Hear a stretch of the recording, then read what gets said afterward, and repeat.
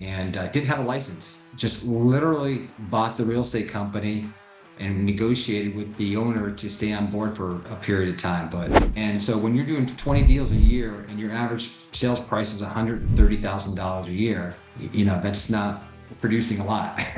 And we used that 1,800 days. 1,800 days is approximately 5 years. The truth is, we don't get many people that leave here because they like what they're learning, they like what they're earning, and they stay. Welcome, Phone Warriors Nation. We have another fantastic episode for everyone today. And we have the one and only Mike Slacktish from Scranton, PA, Century 21. And he also goes by Slacktish, is what I call him. So, Mike, welcome to the show. Dean, thanks for having me. I feel honored, and I'm probably gonna be your dumbest realtor that you have on board. So it's great. That's one thing that's I think you'll find out if Mike can do it or Slacktish can do it, anybody can do it. So looking forward to it. So now just tell the crowd a little bit about yourself and kind of like, where exactly do you work in the PA area, and then your transactions and like what you're going to be doing this year. Like you said, if you've ever seen the show The Office, that's the general area that I'm from.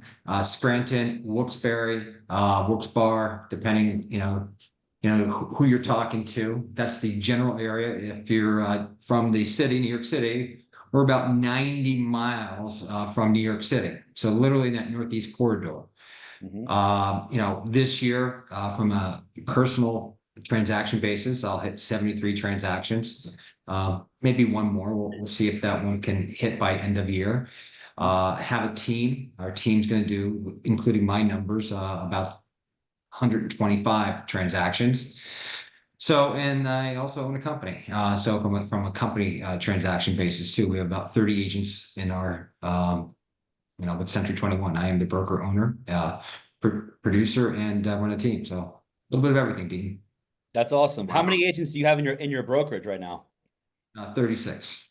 36. That's fantastic. And by the way, I heard on another interview that did you just fall into owning this brokerage? Can you tell me more about that story and like in the crowd here?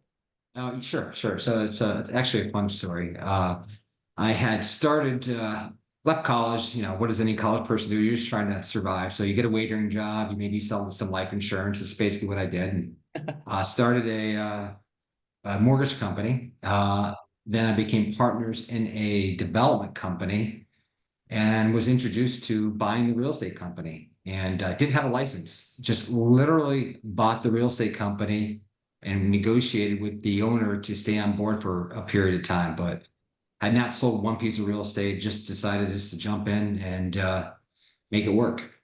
And that was in 2004. Wow. So 2004 is probably the best year that you ever had in your life, owning a real estate company and having zero idea how to sell real estate at the same time, right? So walk us through that. How did that look? So 2004, the broker stays on. You are now the new owner in charge, so you're the head honcho, and you know nothing. So what does your mind say? And I'm assuming that you built businesses prior to. So walk us through that for everybody who thinks it's scary to open up a brokerage. Well, the mindset was we were going to achieve high levels of success. And it was a simple mantra. We were doing about the entire office was doing about 110 transactions a year.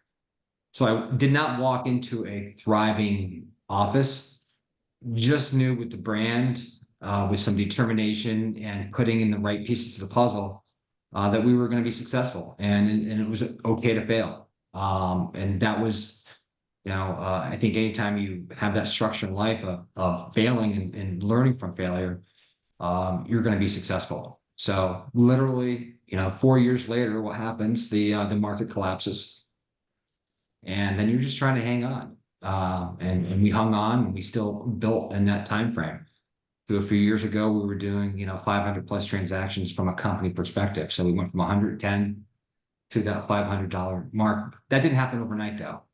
And it was interesting. If I can share this story, Dean.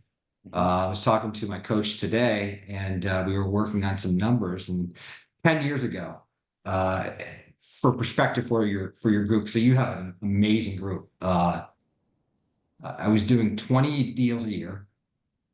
I think I had 50 people in my COI. And so when you're doing 20 deals a year and your average sales price is $130,000 a year, that's not producing a lot. So you're hanging on by a thread. And fast forward 10 years down the road to where we are today, 73 transactions, 225, and we have many things that we're doing also internally. So it's a path of consistently doing what you're asked to do. And hiring a coach is probably one of the best things I ever did. Having accountability, like the Foreign Warriors does for folks, is probably one of the biggest things anybody could ever do. Yeah, well, I appreciate that. And frankly, it's just a testament that, there's, when you have a good community and good coaching around you, anything is possible. How long have you actually been in coaching for, like being individually coached for? 10 years. It'll be 10 years this It December. would be 10 years. Okay. Yes. Yeah. All right. 2014. Perspective, 50 people in my COI, 50 people, Yep. 20 deals, making $70,000, $80,000 a year. Yeah. And just deciding like, okay, well, I've tried this to 10 years by myself. It's time to make that switch and really learn how to do it right. Wait, but hold on, Slacktish. Can you go into that though? What made you change? What was it? Because like anyone could have just been like, you know what? I'm either comfortable doing what I'm doing, or I just don't want to change and I just want to be. What made you then go into like seek out coaching? Because you have to take that action. That's a behavior trait. So can you actually talk about that? Yeah, I met a guy and I went to a Century 20 function and he was talking and I was looking at his numbers and I'm like, wait a minute here. Your numbers are just like unbelievable. They're strong, they're predictable. And just to hear him express or communicate to others was, I want to emulate that person. So I asked him, what he was doing. And I was like, listen, I'm open. I want to accomplish that same goal. And that's what made me jump in and have that blind faith that no matter what, as long as I listen to someone who's more successful, then that was going to be the result. So you followed someone else, which is clearly like I think a lot of us do that, even including myself and Rich, and we see who are successful and then we follow that lead. And then was it like a trickle down effect where like in other words, did you start your journey on that first to get your personal production up and then the brokerage and team followed, or did it happen together simultaneously? It's a great question, Dean. So what originally happened was getting to understanding what scripts were. I had never heard of scripts before and didn't really, when you buy a brokerage and their brokerage isn't successful, so there's no traits for me to follow there. Okay. So I didn't know what I was doing. I was just making up as we went along. So looked at the script and I go, there's no way that this actually works. And then you actually do it. You're like, oh my God. And you're not very good at it. You just happen to be reading what they tell you to read. And then all of a sudden you get the result. And then you get another result. And then you get another result. You're like, okay, well, I guess this works. And then you just continue to build upon that. And that's what that journey looked like. It was just small building blocks along the way that led to where we are today. And Wow. meeting folks like yourself too. And having the coach, right? Is it, and I know you said like having another opinion, but do you use your coach as like a crutch, meaning like they hold you accountable? Do they set milestones for you? Like, do you stay on track with your business plan? If you fall off, are they recorrecting you? Like, I feel like there's a lot of misconceptions about coaches and what they actually do for you. So can you go a little bit deeper with that, what you meant by that? Yeah. So coach is just originally for myself, it was a way to understand the direction that we wanted to go. I'd never had a business plan before. So it was really sitting down, what do you want to accomplish and how quickly do you want to get there? One of the coaches we work directly with now is Steve Powers. And we use that 1,800 days. 1,800 days is approximately 5 years. Wow. Take 3,600 days, right? That's 10 years. It's not that long. And it goes by like this, as we all know. And every day we work on something. So from a coaching perspective, Richard, and I appreciate that question, being amiable, they didn't want to beat me up too much. They really talked about what was important about accomplishing those goals and understanding what missteps, because everybody has missteps along the way. Why was I not accomplishing? Why wasn't listening at those particular moments in time? So yes, they helped out a great deal. And it was a great way to every week, because coming from where I was, which was virtually nothing. You really had to take the advice of somebody. You're spending a lot of money, and anybody who's hired a coach, they're not cheap. They're just worth it. Right? They take you to the next level where you had no idea you can go, but they believed in you and they saw your milestones, they saw your stepping stones, so they gave you that better credibility, right? And 100%. And then they put you in touch with people like you, Richard. And when you start having conversations with a Richard, a Dean, and I start looking up to you guys, and you're going, okay, well, they're doing it, and I obviously met Dean. Dean, I've had a conversation, not for a long time frame, for a very short time frame, maybe a year. But after you start having conversations with them, it's just interesting because they motivate you to do better. It's like, okay, I can do a little bit better. I want to be like Dean. I want to talk. I mean, when Dean walks into a room, everybody comes to him, and he's so genuine. And that's why everyone loves him. And it's like, okay, if I could do a better job like that, then every moment that you get the chance to spend time with somebody like that, learn and take the time to really understand what it takes to be successful. And so I think even talking to coaching and going to coaching, I really try to listen and then try to really put forth that action.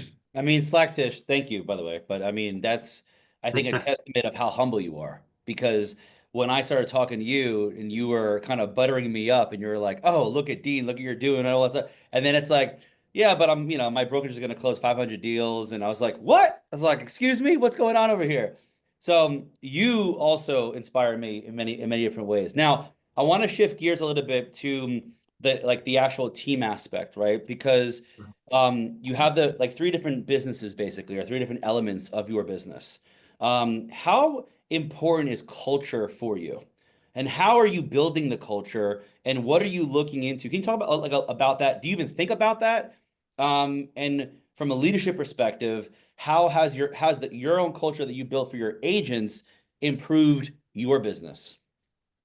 Yeah, so a few things. Number one, I always look at the production or who I want to bring on, not looking for the home run hitter all the time. And the analogy that I like to use is almost like a baseball team.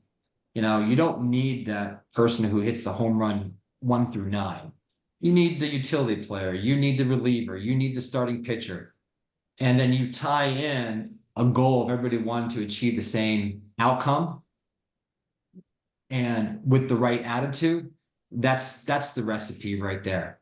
And that's what we have here. We like people. And listen, we're a family, and families have fights. However, I don't want to be like a family. I want people to bring in the right attitude.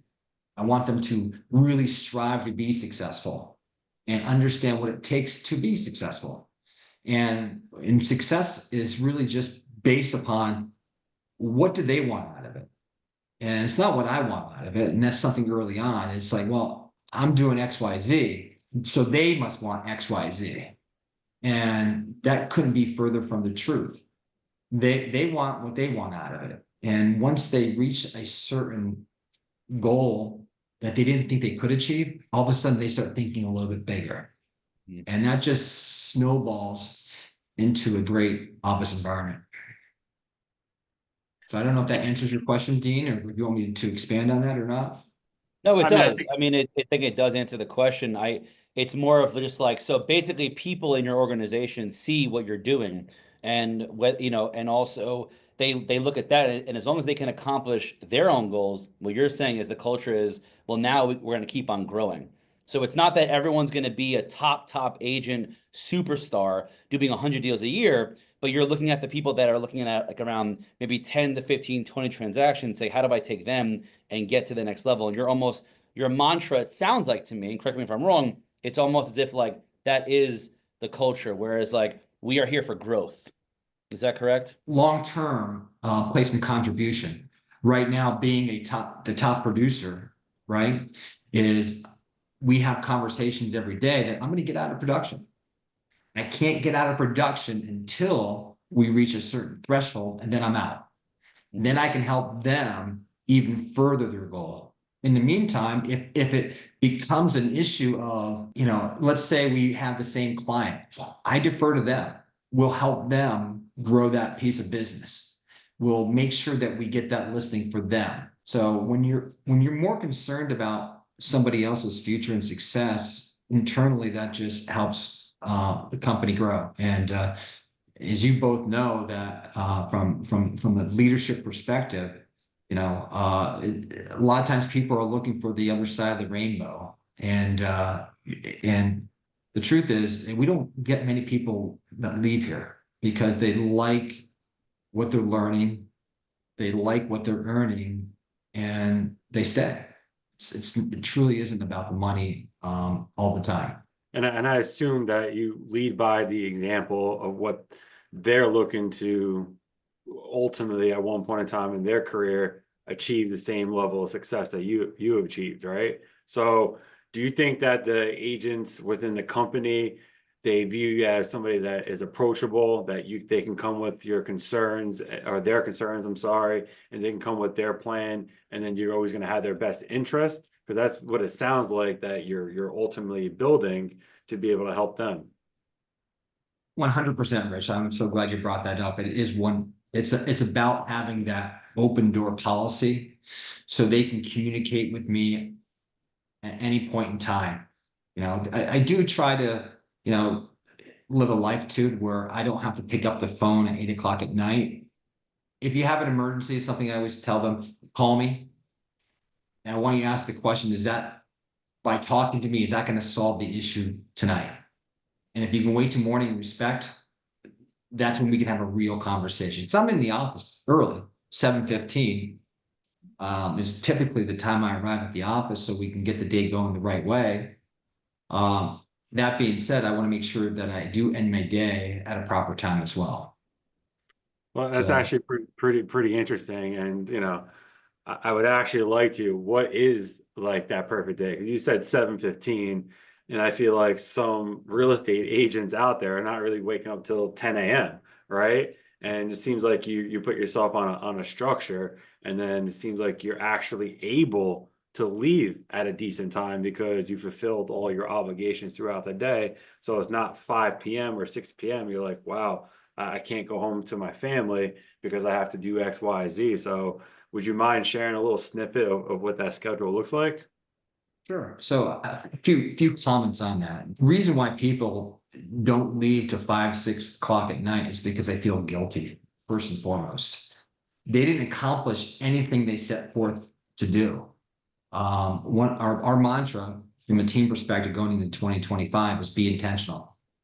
And so you got to be intentional about your day. And if you are going to be jumping on the phone wars, well, then be intentional, be prepared, be ready. Let's make that as productive as you possibly can.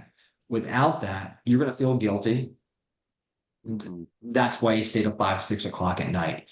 You didn't accomplish anything during the day. So when you get home late, you have, oh my God, what a rough day. And the truth is you didn't really do anything during the day. So part of the structure is that 7:15 at the office, kind of get my mindset right, do the role play. Then 2 days a week, I have a conversation with the team. Then I'll start prospecting myself. And my prospecting time really has gone down over the years because a lot of my business is coming from COI. Then later in the day, it's really just what have I missed? Okay, what deals do we have to fix or work on?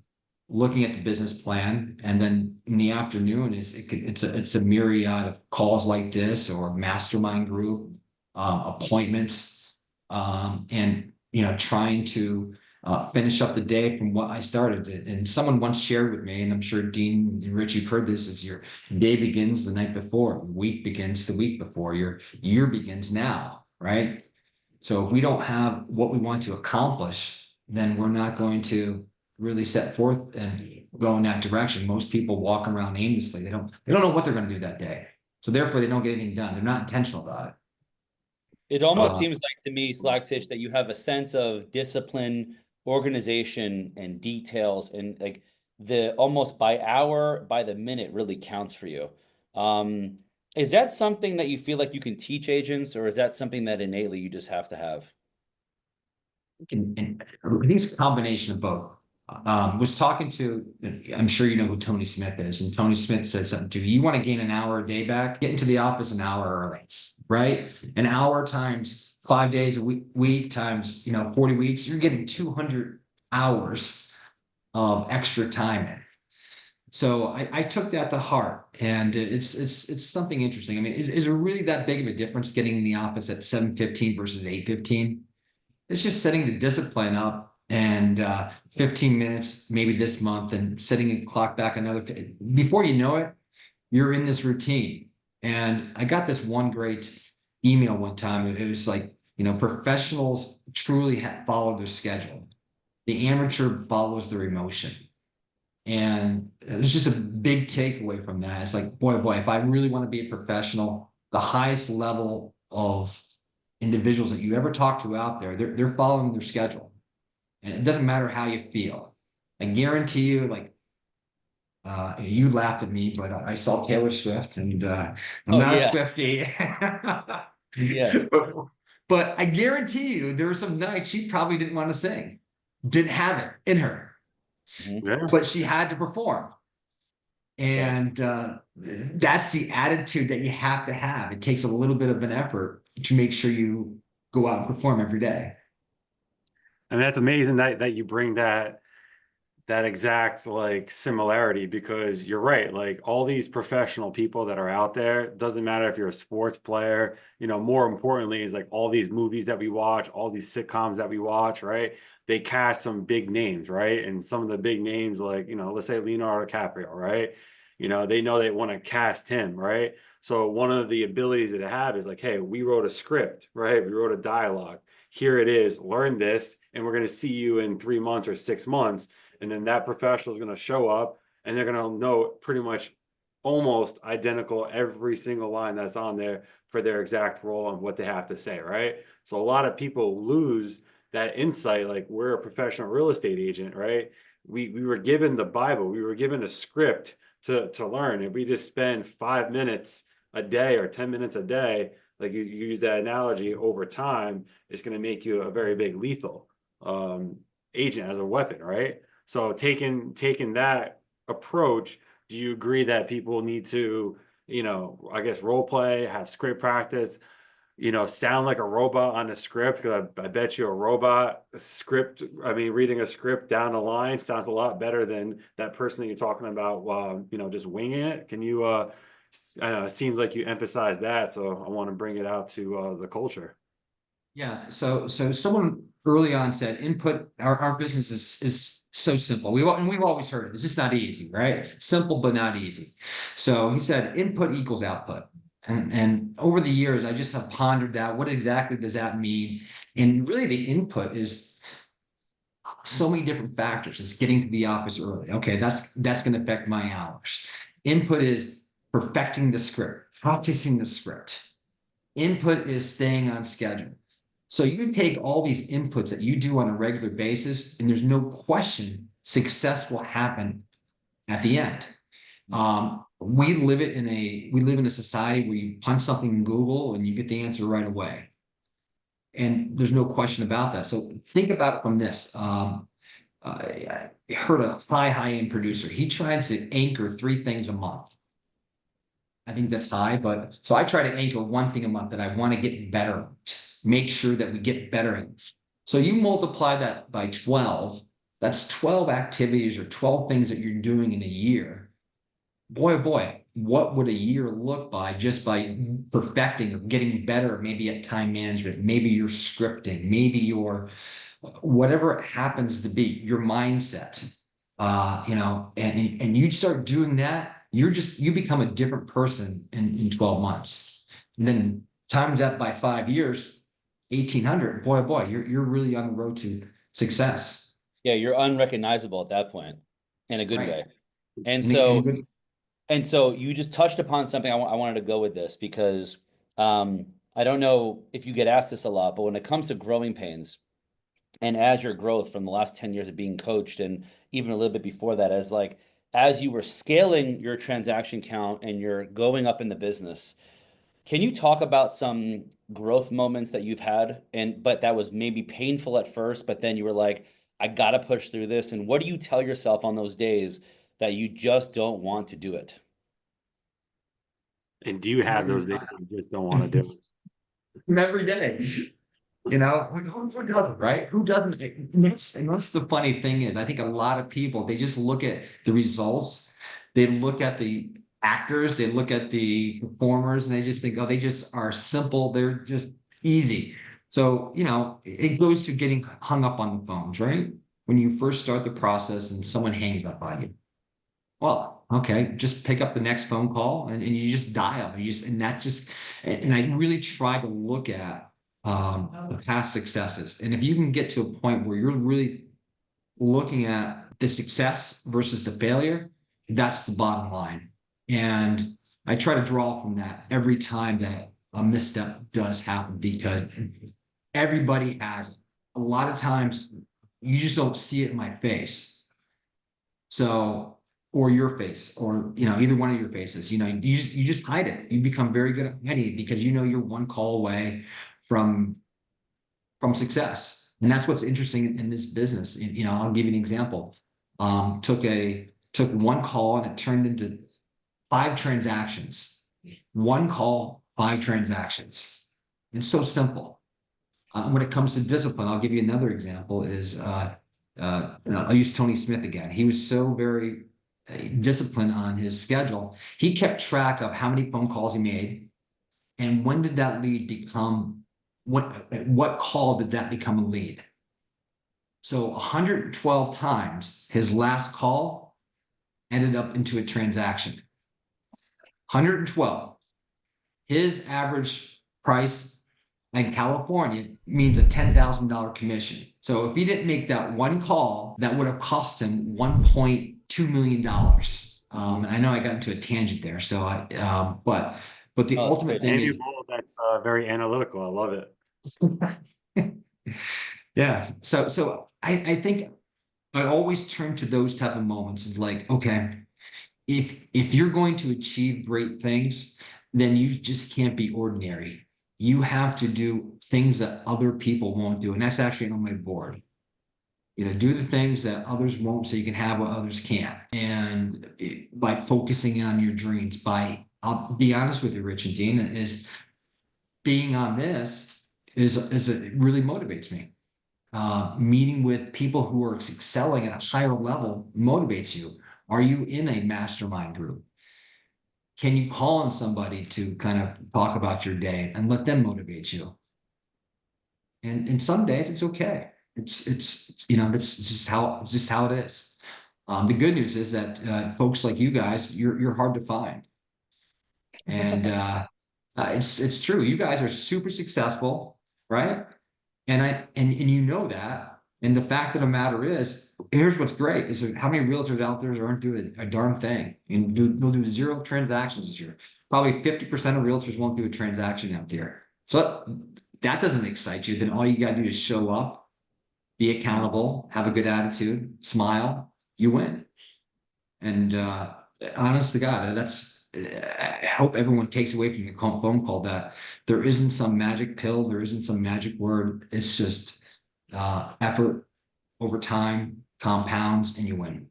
Yeah, 100%. I mean, even when it comes to we built our businesses based on around prospecting, obviously, but you do the same thing with social media. It's the same thing. It's consistency over time. It doesn't matter what it is. direct mail, right? Farming. It's all consistently based work. So now you clearly have a path of winning, at least now in the last 10 years, right? You are in a path of winning, let's say. Now, transitioning though to personal finance for a second, how did you get your first couple properties and how many doors do you own? And then thirdly, why do you think most agents don't want to invest in what they're selling? What started was being a part of a mastermind group. That was the initial spark in talking to somebody who was on that path. I said to him that I was looking to do a number called, $10,000, $15,000 a month. If I could live off $10,000, $15,000 a month with no debt, I would be happy. And the question was, why not 30? And it's so funny. You start accumulating things. And I'm coming from a very poor background. You're always afraid. There's a little bit of like, okay, it's going to sneak up on you. Because, 2007, 2008, went through a divorce. There's $200 in the checking account. You have deals about ready to close. So in the back of your brain, you're always a little scared. So you have that conversation there. It's like, okay, bad thinking. I gotta start thinking about abundance. So I said, okay, I'm gonna start, working with my coach. He goes, okay, let's do this. Let's start buying 5 properties a year. I said, okay, 5 properties a year. Let's start looking at that. And it goes to that red car analogy, Rich and Dean. If you're not looking for the red car, you never see it. So started to look where were some opportunities that you could buy a property and based upon analytics that it made sense to buy. So that's where it started. So I started using probate as probably not probably my first purchase was probate. Oh wow. And the conversation is very simple. There's 2 paths that we can help you out with. We can have a cash transaction, or we can put it to market price. And I'm very honest what market price is and what I'm willing to pay for them now. And I explain to them why I need to pay this price. And they're in most situations, they just want to get out of the transaction. And so that was number 1. Number 2 is always, I saw a guy in our office actually do this. He would buy properties and let the other realtor be the agent. So I've bought properties with agents from my office saying, hey, if you have a good deal, you can be my representative. And that's another path to that. So right now I'm sitting on 25 doors.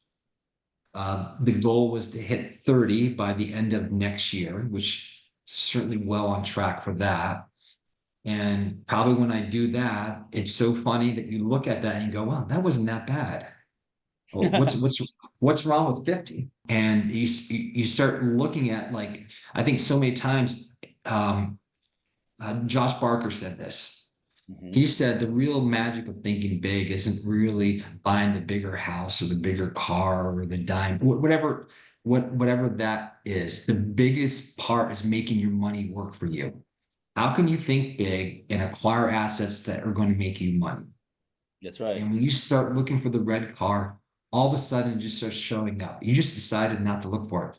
For anybody selling real estate and you don't own real estate, how can you tell someone it's the greatest asset of all time if you're not willing to invest in it?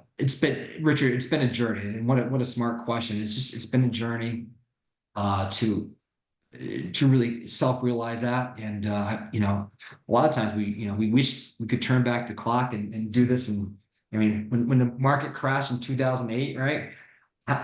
Wouldn't it have been great to buy some property then? And well, you weren't being coached back then, so frankly, your mind was all over the place, just like many of us were. So, very true, very true. Listen, knowing what we know now makes us a better person, a better agent, and futuristic. If we can see something differently, that's going to separate you, right? So, you have 25 doors right now. And like you said, 5 more by the end of the year. But listen, you might walk in and stumble onto an opportunity where you analyze it, you understand it. Maybe there's a slight risk. You take it because you can correct it. And who knows, maybe that's a 25 building apartment building for all you know. And all of a sudden you just double it up, right? So you got to take that knowledge, right? And at the same time, I'm just a personal firm believer. And at that moment in time for you, just like as much for myself, it wasn't the right time because we didn't probably have the tools in our belt in order to build on what we need to build. So we're all working towards the building blocks and the foundations, and you have yours set and you're going to continue to blossom just like Dean and I will. Absolutely. And, you know, and part of the probate was, you know, getting these opportunities to flip a house. So I would just take any profit that I would make from a flipped house and apply that to the next building. And and again, I'm not going out and spending, you know, I'm not putting a pool in my house for $300,000.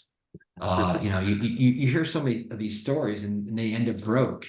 And next year it's gonna be nice to look back and kind of, you know, reflect a little bit and hopefully it's 35 doors, 36 doors. Because there is, like you said, Rich, there is that one chance that's going to happen, and that chance actually presented itself, you know, about a week ago, and kind of going through the numbers as we speak now, and we'll see what happens. Well, Mike, Mike, I think, to this point, I mean, it just seems to me that it's like you started your career with having to do what you had to do. And now, as you're about to approach 30 doors of investments, which I think you own 100% on, is that correct? Correct. Yes. That's right. Right. And you're getting cash flow from those, et cetera, that now you're going to be doing what you want to do. And I feel like this almost, you're emulating what I think a lot of agents listening to this is what we're all searching for is peace. And this business can eat you up, chew you out. They can it could just go crazy, but you stuck with this path and you kept on going. By the way, through all these ups and downs and from personal divorce and these not knowing what that's a testament right there. And I think the biggest lesson I've taken from you today is the fact that you don't stop. And then you keep on going. Where did you learn that? If you did, or that's just innate in you? Very neat. In seventh or eighth grade, I can't remember. I think it was seventh grade. It's interesting. I was talking to somebody else about this over the weekend. And you know, my basketball coach, I mean, imagine this, you're in seventh grade, you're playing basketball. They said, you're just not that good. We like your attitude. You know, you're great, but both men on the bench. Yeah, you're good. Yeah. But you're just not going to make it. And when that person said that, I think that's where my competitiveness really started to shine, which ultimately led to a D1 scholarship. Holy shit. Wow. 5 years down the road. It was not it wasn't Duke, but it was Monmouth College, you know, to get that opportunity. So it's just, I think when I look back at that is just, again, you're gonna have ups and downs. And I've always leaned on that of I'll outwork anybody. I'll be the first one in, I'll be the last person to leave. And now you get to a point where your efficiencies start coming into play. So anybody on the phone warriors, ultimately, you guys should be focusing on making the calls. Who can you add to your COI? You're one phone call away from 40 deals. You know, you're one phone call away of really a big breakthrough. And God, I would hate for anybody to stop and not have that opportunity. And now it's about just creating those better efficiencies. How can you grow your business and have a better ultimately better life? Dude, you surprise me every time we communicate. I swear to God. This is what I told Rich. I was like, he's gonna surprise us because there's always a new story in your life that you bring out, which I had no idea you played D1 basketball, which is awesome. And what a great lesson in life, right? So now looking back on that time, and you were to take a time machine back on your life and go back all the way in your 20s, let's say early 20s, let's say. You just finished Monmouth College. You're out there in the workforce trying to figure it out. Knowing what you know now, and yourself, Mike Slacktish now, you can go back to yourself back then. What would you say to yourself back then? In real estate. honestly, you know, we went through college and we spent all this money in college, right? And what do you learn besides how to play quarters or beer pong at a high level? With Dean, you know, next time we're together, you know, I'll break out the beer pong and we'll have a little one-on-one. No, it's just an education process. I want everybody to really understand that don't give up on yourself today. Talk to someone who's better than you and emulate. And it's not, if you can put a smile on your face and talk to somebody and have high energy, you're going to win in this business. And that's what this business is all about. And this just has allowed other opportunities to possess itself. It's this business really has allowed those opportunities to, again, I think because you're always looking for that red car, and you know, always open and want to listen. And all of a sudden the door opens, and it's just a question of, are you ready to take advantage of it or not? That's the truth. And, you know, the reverse side of that question is, you know, where you are today and everything you have accomplished, and then everything in the future that you're going to accomplish when you're no longer here. What do you want your legacy to be known as? A big part of that is helping somebody succeed. If you can help somebody else succeed, that's the bottom line. You know, somebody on our team, if we can create 10 people producing and making significant amount of money, that's the goal. Is that I want to be looked at from that perspective, that I was able to help somebody out, because I think that's you know, a karma kind of component, like, you know, that you help somebody out in turn. When you're looking to help somebody out, it's amazing how all of a sudden that just shows up at your doorstep, that it comes back to you. So yeah, taking care of my family and helping people here in the office succeed at a high level. Man, dude, this was amazing. I want to thank you, Slacktish, for doing this. I hope you guys listen to take a lot of notes on this one. And if you guys have any referrals, what is the best way to find you or reach out to you for referral opportunities or agent interviews that are in the Wilkes-Barre, Scranton area that want to interview with your company? No, certainly. I'll give you my personal cell phone number. It's 570-760-4961. You know, that's probably the best way, 570-760-4961.